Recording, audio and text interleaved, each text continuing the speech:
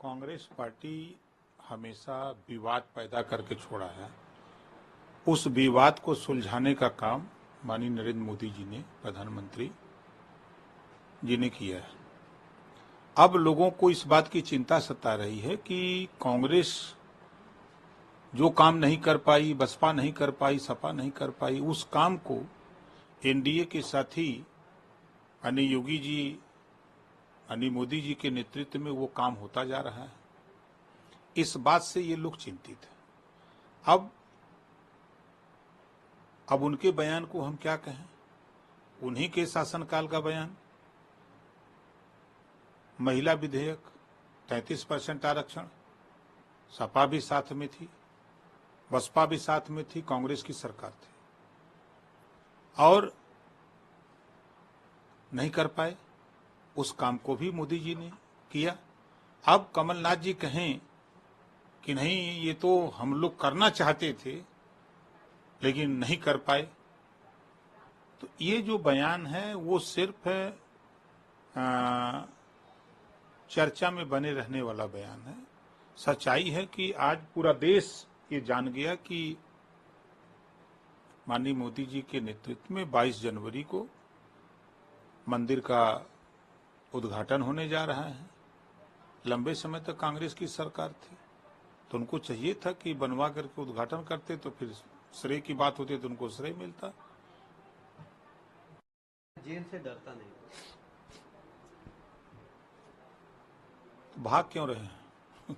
अगर डरते नहीं हैं तो ये भाग क्यों रहे हैं? इनको अपनी बात पेश होकर सामने कहना चाहिए। तो उनको इस बात का अंदेशा है कि पेश होंगे, बात खोलेगी तो जेल चले जाएंगे। उन्हीं की बात से लग रहा है। और चुनाव के बाद अब उनको डर सता रहा है कि जब सच्चाई खुल रही है तो स्वाभाविक है कि डर होगा।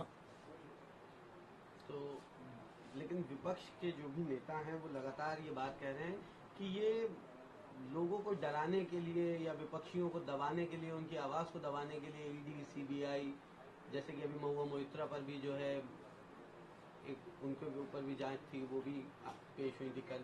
तो इस तरह की चीजें विपक्षी नेताओं के साथ की जा रही ताकि वो कहीं ना कहीं डर जाएं, दब जाएं। आखिर में 140 करोड़ आबादी में जिसके पास धन होगा, जिसके पास सूचना होगी कि इनके पास अवैध कारोबार है, अवैध धन है, तो उन्हीं के खिलाफ न जांच होगी। ओम प्रकाश राजभर के खिलाफ जांच होगी? कुछ तो नहीं है यहाँ। तेल भरा हुआ का पैसा है ही नहीं है तो क्या जांच होगी? जो रिक्शा चला रहा था उसके यहाँ जांच होगी? जो दिहाड़ी पे मजदूरी कर रहा है उसके यहाँ जांच होगी? तो जो ईडी और सीबीआई एक स्वतंत्र एजेंसी है, उनकी सरकार, विपक्षियों की सरकार में उन पे पाबंदी थी, काम नहीं कर पाते थे। आज स्वतंत्र है, काम कर रहे हैं तो लोगों को बुरा लग रहा है। और जो सत्ता में रहा है तो उसी पर न आरोप प्रत्यारोप लगेगा कि दूसरे पर लगेगा।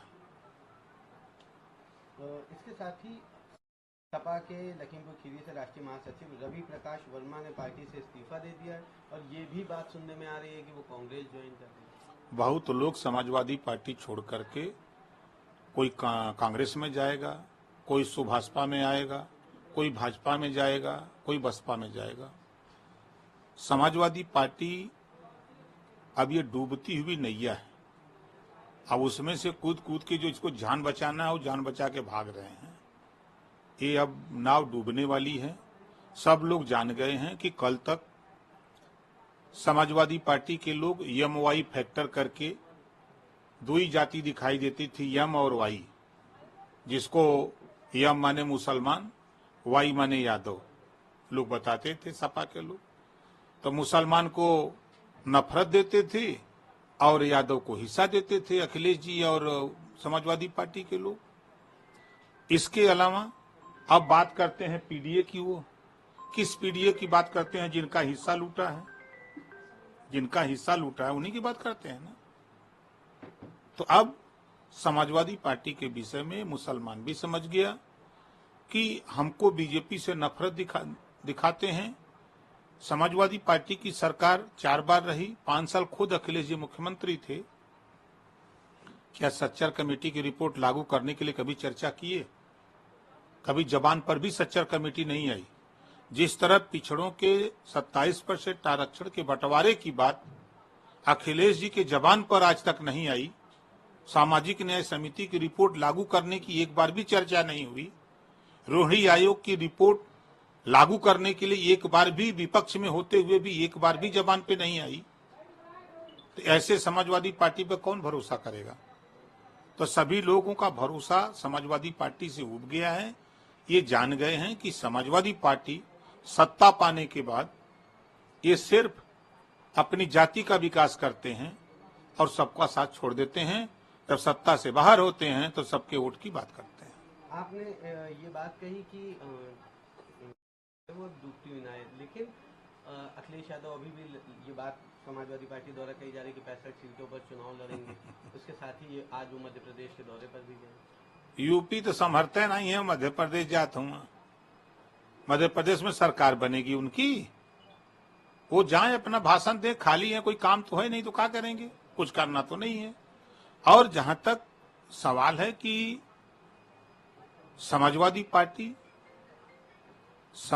पार्टी ने अपने कुकृत्यों के बल पे पतन की ओर जा रही है। अगर वो जो नारा आज दे रहे हैं, अगर उस नारे को सत्ता में रह के साकार किए होते तो आज कोई कुछ नहीं कहता, सब लोग उनके साथ रहते।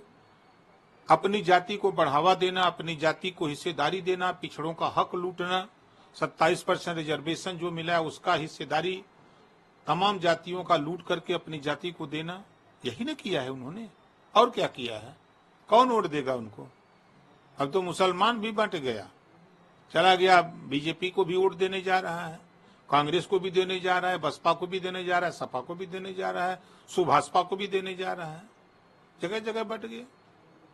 तो कहने का मतलब यह है कि अखिलेश यादव चाहे मध्य प्रदेश में जितना भी प्रयास कर लें, उत्तर प्रदेश में अपनी 65 सीटों की बात कर लें, लेकिन भारतीय जनता पार्टी को इससे कोई फर्क नहीं, कोई मतलब नहीं है। ये 65 सीट का ऐलान इस नाते किए हैं कि कांग्रेस से गठबंधन टूट जाए, ताकि हम कांग्रेस को हराने का काम करें और भारतीय जनता पार्टी को जिताने में हम सहयोग करें। जो बात हम कहते हैं ना कि हम ओम प्रकाश राजभर, सुहेल देव भारतीय समाज पार्टी एनडीए में शामिल होकर के सट के सहयोग कर रहे हैं और समाजवादी पार्टी हट करके एनडीए का सहयोग माननीय नरेंद्र मोदी जी को प्रधानमंत्री बनाने के लिए वो लड़ रहे हैं। नमस्कार, मैं हूं मानक गुप्ता। अगर आपको हमारा ये वीडियो पसंद आया हो तो इसे लाइक और शेयर जरूर करें और हां, हमें सब्सक्राइब और फॉलो करना ना भूलें ताकि आप देश और दुनिया की कोई खबर मिस ना करें। तो जुड़े रहिए हमारे साथ और देखते रहिए न्यूज़ 24।